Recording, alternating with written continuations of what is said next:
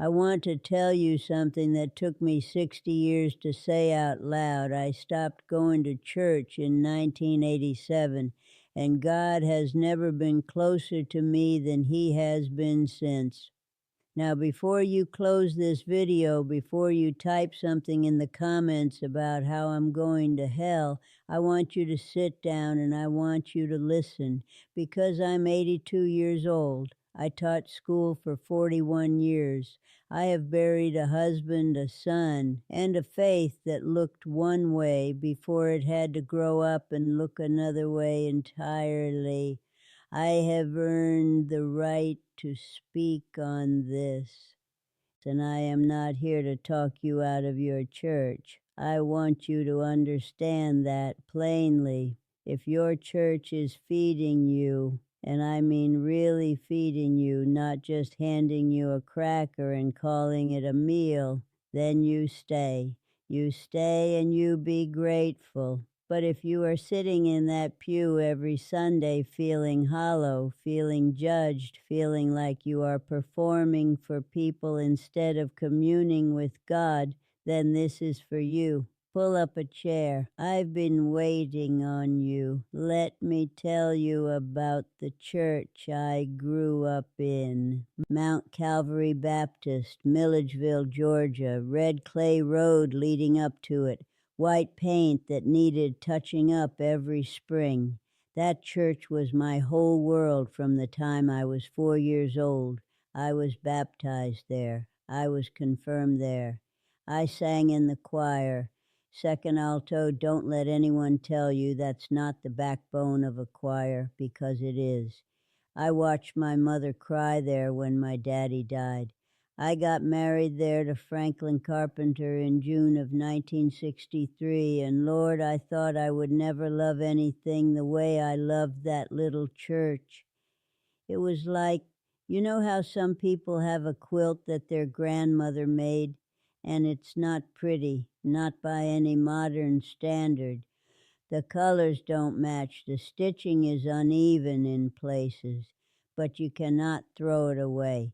You cannot replace it because it is warm in a way that nothing you can buy will ever be warm, because somebody who loved you made it with their hands. That's what Mount Calvary was to me, my grandmother's quilt, imperfect, irreplaceable, warm, and then I watched it change.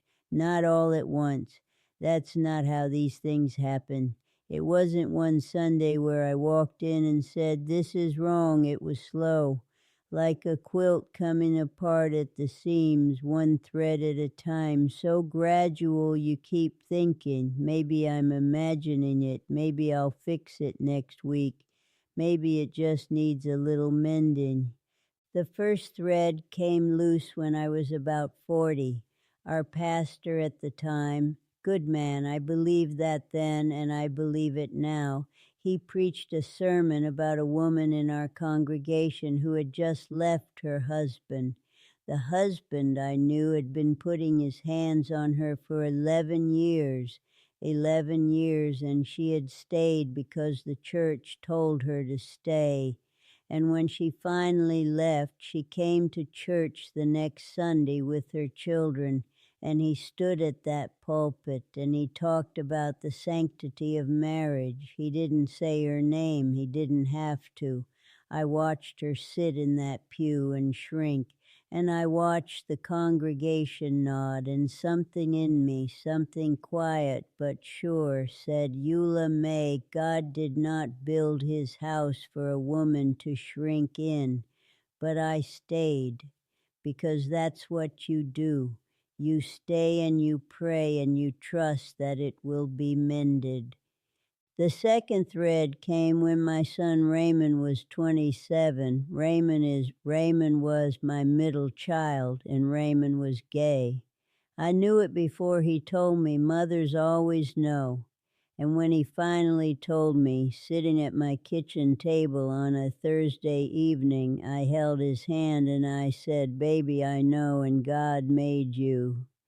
When Raymond started coming to church with me again after years of staying away, trying to reconnect, trying to find his way back to something he'd loved as a boy, I watched how people treated him. I watched people who had known him since he was in diapers look through him like he was glass. I watched the deacons rearrange their seating. I watched women who used to pinch his cheeks find somewhere else to be. The church that was supposed to be a hospital for the broken, it looked at my son and it said, "Your kind of broken doesn't qualify." And I kept thinking about something my own mother told me when I was a little girl. She said, "Eula, if you build a fence to keep bad things out, make sure you check it every season, because sometimes the fence shifts and you don't notice, and one day you'll find that the fence is keeping good things in instead." That church had shifted its fence, and it had locked my son outside of it, and I will tell you honestly, I tried. I talked to the pastor, I sat in his office, and I talked to him like the educated woman I am. And I walked out of that office knowing that the conversation had been decided before I walked in. I stopped going the following Sunday, not with anger, not with a letter. I just didn't go, and I sat on my porch that morning with my coffee and my Bible, and I read the 139th Psalm. "Whither shall I go from thy spirit, or whither shall I flee from thy presence?" And I cried, and then I felt something I did not expect. I felt God. Not the idea of God, not the habit of God, God, right there on the porch. No organ, no collection plate, no performance. Just the morning and my grief and a presence so real I almost looked up to see if someone was standing there. And that was the morning I understood something that it took me 55 years to learn, something nobody ever said plainly in all those years of Sunday school. God does not live in the building. He never did. He never claimed to. You read your scripture, that tent they built in the wilderness, the tabernacle, the temple Solomon spent 7 years constructing, and then you get to Acts chapter 7, and Stephen stands up before he is about to be stoned to death, and he says it plain. The Most High does not dwell in temples made with human hands. They killed him for saying it, but he said it. God is not a landlord. That's what I want you to understand. He is not sitting in one building waiting for you to show up at the right time, on the right day, in the right clothes. That is not the character of the God I have known. The God I have known showed up in my classroom when I had a child who couldn't read and everyone else had given up on him, and something moved through me that was not mine, a patience, a creativity, a love, and that boy learned to read. That was God. That was not a Sunday. That was a Tuesday in February. The God I have known sat with me in a hospital room at 3 in the morning when Franklin was dying, and there was no pastor, no choir, no congregation, just me and my husband, and a grace so thick I could almost touch it. That was God. That was not a sanctuary. That was room 14B. The God I have known sent me a neighbor, Miss Doris Washington, who knocked on my door 6 weeks after Raymond passed, and she didn't say a word. She just brought a pot of butter beans and sat down at my table and let me cry. She didn't quote scripture at me. She didn't tell me it was God's plan. She just sat there. And I believe with everything in me that God was in that kitchen, in those butter beans, in that silence. That is the God I left the building to find now. I want to be careful here because I know what some of you are thinking. You're thinking Eula May got hurt and got bitter and is now dressing up her wound as wisdom. I want to address that directly. Yes, I was hurt. I will not pretend otherwise. The church hurt me, not God, the church. And there is a difference that matters profoundly. You do not leave a marriage because one person in it behaved badly. You assess whether the institution itself has failed you or whether the people temporarily occupying it have. And I made my assessment. In my case, I concluded that what I had loved, that early faith, that genuine community, that quilt, it still exists. In some churches, it is thriving. In mine at that time, it had been replaced by something that looked like it but didn't feel like it. I am not anti-church. I want to say that again because I mean it. I am anti-pretend. I am anti-performance. I am anti-sitting in a room full of people and feeling more alone than you did when you woke up that morning. There's a certain kind of religion that is really just a coat you put on for other people to see. You put it on Sunday morning, you wear it to the car, you drive to the building, you perform the ritual, and then you take it off when you get home and hang it back on the door. And it never touches your skin, it never gets inside. That kind of religion is a costume, and a costume will not save you. A costume will not hold you at 3 in the morning. A costume cannot love you. A costume is only useful when other people are watching. What I found on that porch, in that classroom, in room 14B, in Miss Doris's kitchen, was not a costume.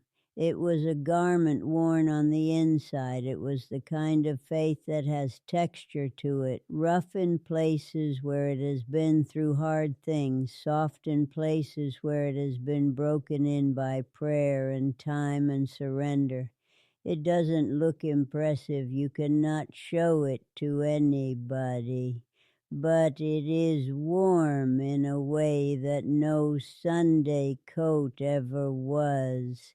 I read my Bible still, every morning, not because I'm supposed to, but because I am thirsty. There's a difference between drinking water because you know you are supposed to and drinking water because your body is genuinely asking for it. I am genuinely thirsty. I find things in these pages now that I never found sitting in a pew because now I'm reading with my whole life instead of just my Sunday self. I pray constantly, not formally, not always with closed eyes and folded hands. Sometimes I am driving and I say, Lord, I don't know what to do with this. Sometimes I am washing a dish and I say, thank you, just thank you. That is prayer. The ongoing conversation of a soul that knows it is not alone.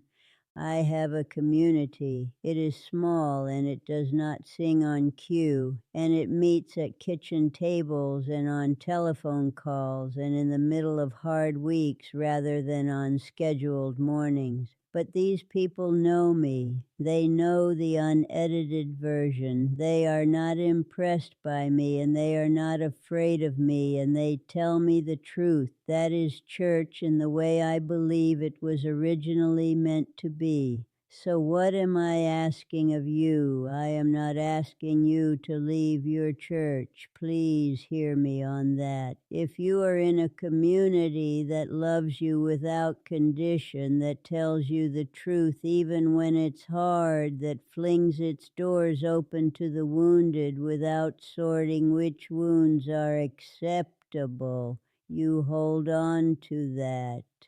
You hold on to it and you be grateful and you tell somebody about it. But if you have been confusing the building with God, If you have been treating the institution like it is the source rather than a vessel, I want you to examine that, because vessels can crack, vessels can be misused, vessels can be filled with the wrong thing by the wrong hands. The source does not crack, the source does not fail, the source is not contained in any structure built by human hands. And if you have left, if you are someone who walked away from a church that hurt you, and you have been carrying guilt about it, feeling like a deserter, feeling like you turned your back on God when really you were just trying to protect what little faith you had left, I want to speak to you specifically. You did not leave God. God was the one walking out the door beside you. He was not in the pew looking at the closed door wondering where you went. He was already outside. He'd been outside the whole time, in the parking lot, in the street, in your car on the drive home, in your kitchen, in your sleepless nights. He does not require the building. He never did. He required you, your honesty, your real self, not the pressed and polished version, the actual you, and the actual you is enough. I am 82 years old. I have had a full life, full of sweetness and full of grief and full of God running through all of it like a current, whether I was in a church building or a hospital room or a garden or a classroom or on my porch on a Sunday morning with my coffee. And I would not trade this faith, this bruised, complicated, honest, private, fierce faith, for any number of perfect Sunday attendances. Raymond passed in 2009. He was 48, and I believe, I do not hope, I believe, that whatever door he walked through, it was not the door the church told him he deserved, because the God I have known is not in the business of locking doors on his own children, so that is my testimony. Not the cleaned up version, the real one. I stopped going to church in 1987, and I have not been separated from God for a single morning since. If you're watching this and you don't know what you believe anymore, good. That means you're being honest. Honest is where it starts. Ask your questions out loud. God is not fragile. He can hold your doubt. He has held mine for 82 years and he has not dropped it yet. And if nobody has told you lately, you are not too broken. You are not too far gone. You are not too complicated. God has a long reach, and he is not impressed by the building you were standing in when he found you. He's only glad he found you. Go on now.